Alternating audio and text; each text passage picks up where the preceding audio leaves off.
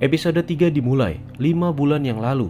Pada saat di sekolah terlihat geng Hyeri memang sudah mendominasi di sekolah tersebut. Lalu pada saat di rumah, Minji yang tahu kalau HP-nya sangat kuno dibanding teman sekolahnya mulai melakukan rayuan kepada ayahnya. Dia memasak, membangunkan ayahnya, bahkan ingin mencuci piring hanya demi dibelikan HP terbaru oleh Kim. Namun ayahnya malah menunjukkan HP miliknya yang jauh dari kata kuno. Singkat waktu, malam pun tiba. Minji dikejutkan dengan adanya HP baru yang ternyata diam-diam dibelikan oleh ayahnya. Kita kembali di masa sekarang. Saat di ruang interogasi, agen Kim mendengar kalau telepon miliknya berdering. Dan ternyata itu adalah telepon dari anaknya. Tapi telepon itu tidak ada yang menjawab. Di sisi lain, di markas Republik Korea, agen Kang Guk Chol menyuruh anak buahnya untuk melacak keberadaan Kim lewat HP-nya dan memberikan perintah kepada timnya agar bersiap untuk menangkap Kim.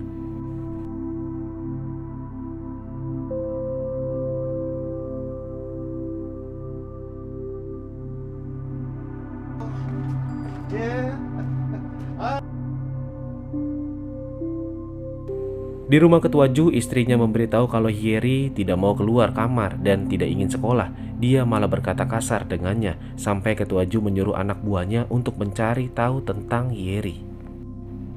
Tidak butuh lama, anak buah ketua Ju langsung tahu tentang apa yang terjadi dengan Hyeri. Dan ternyata Minho bukanlah bagian dari anggota ketua Ju, melainkan Minho tertarik dengan Hyeri, maka dari itu dia bersiap untuk membantunya. Lalu Gang Song sudah tiba di rumah agen Kim sampai Jin Chol datang dan melakukan aksi kocaknya. Dia terkenal dengan si tubuh kebal, namun aksinya terhenti ketika Gang Song yang terpojok melompat dan hilang dari pandangan Jin Chol. Diam-diam anggota Kang Guk Chol memberikan informasi kalau ada seseorang juga yang mengejar agen Kim. Dia menduga kalau itu dari agen Korea Utara, bahkan Jin Chol juga datang untuk membantu Kim. Namun secara tiba-tiba keberadaan Kim terlacak. Dia berada di tempat dojang taekwondo. Kalau di sana ada rekan dari Kim yaitu Hanso. Akhirnya agen Kim datang menemui Hanso di sana dengan berkata kalau dia butuh bunker. Di sini Kim menceritakan kalau dia membaca sebuah pesan kalau Minji sudah tewas. Kim tahu saat ini teleponnya sudah dilacak. Maka dari itu dia meminta bantuan kepada Hanso. Namun Hanso ingin melacak telepon Minji terlebih dahulu. Secara mengejutkan, Kang Guk Chol datang dengan menyandra anak murid Hanso dan Kim pun bergerak cepat untuk bersembunyi.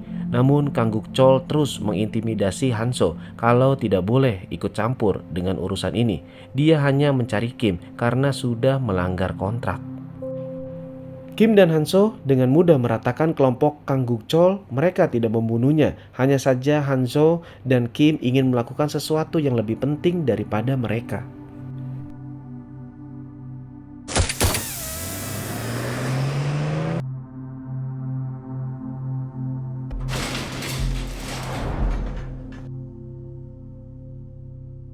Saat keadaan sudah aman, Hanso mulai melakukan pekerjaannya untuk mencari keberadaan Minji. Tapi tiba-tiba Jin Chol menelponnya kalau mereka sedang mendapatkan masalah besar karena agen Korea Utara ingin membunuh mereka. Sampai akhirnya Hanso mendapatkan di mana keberadaan Minji sekarang. Setelah selesai menelpon, lagi-lagi Jin Chol berulah kembali. Karena veteran militer ini sudah meminjamkan teleponnya, dia malah diberikan permen Kopiko. Karena senang, Jin Chol malah meminta uang transport kepadanya. Selanjutnya tangan kanan ketua Ju sudah tiba di rumah Minho dan dia mendapatkan semua informasi kalau masalah ini ada hubungannya dengan Hyeri dan menjelaskan kalau ayah Minji bukanlah orang sembarangan.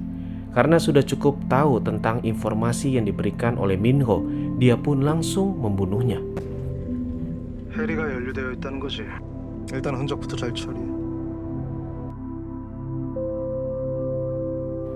Setibanya Gang Song di sekolah Minji, dia langsung menanyakan keberadaan Minji kepada si pembuli. Namun si korban ini berkata kalau dia mengenal Minji karena dia satu kelas dengannya. Dan dia juga bisa melacak keberadaan Minji melalui sebuah aplikasi. Dengan cepat Gang Song mendatangi Kang Reong agar bisa mengetahui keberadaan Minji berada. 쪽은 뭐 단서 나온 거 있어요? Di sisi lain, Ketua Ju sedang bertemu dengan anggota dewan. Mereka membicarakan proyek besar, yaitu mendirikan zona perdagangan bebas yang melibatkan kerjasama antara Korea Utara dan Selatan. Dia berharap kalau Ketua Ju bisa bergabung dengannya karena dia butuh aliran dana yang sangatlah besar darinya. Setelah selesai dari itu, anak buahnya melaporkan kalau sekarang agen Kim mencari anaknya, yaitu Minji.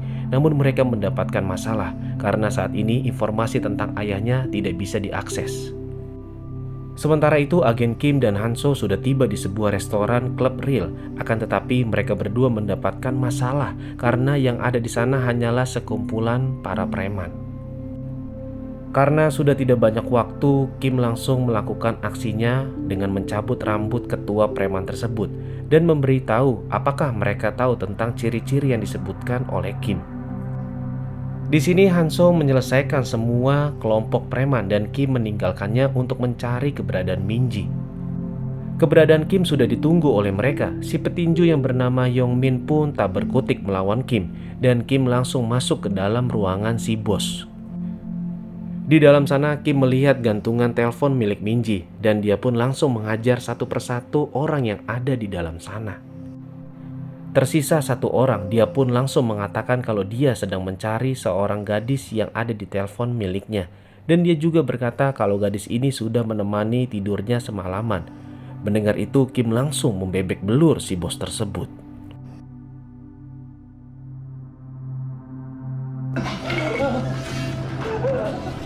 Ternyata telepon Minji mereka temukan di seorang tunawisma. Mereka menukar sebotol air dengan telepon yang si tunawisma temukan. Dan dia juga yang menelpon Kim pada saat di penjara. Dia tidak tahu sama sekali tentang gadis yang ada di telepon tersebut. Si bos ini berkata kalau di riwayat teleponnya hanya ada ayahnya dan seorang wanita yaitu Kang Reong. Si bos juga meyakinkan Kim kalau Kang Reong ini hanya memanfaatkan Minji saja. Agen Kim yang tahu kalau anaknya selama ini sudah dimanfaatkan oleh orang lain atau dibully oleh teman sekelasnya, dirinya merasa bersalah kalau dia tidak bisa membela anaknya dan tidak menyadari akan hal tersebut.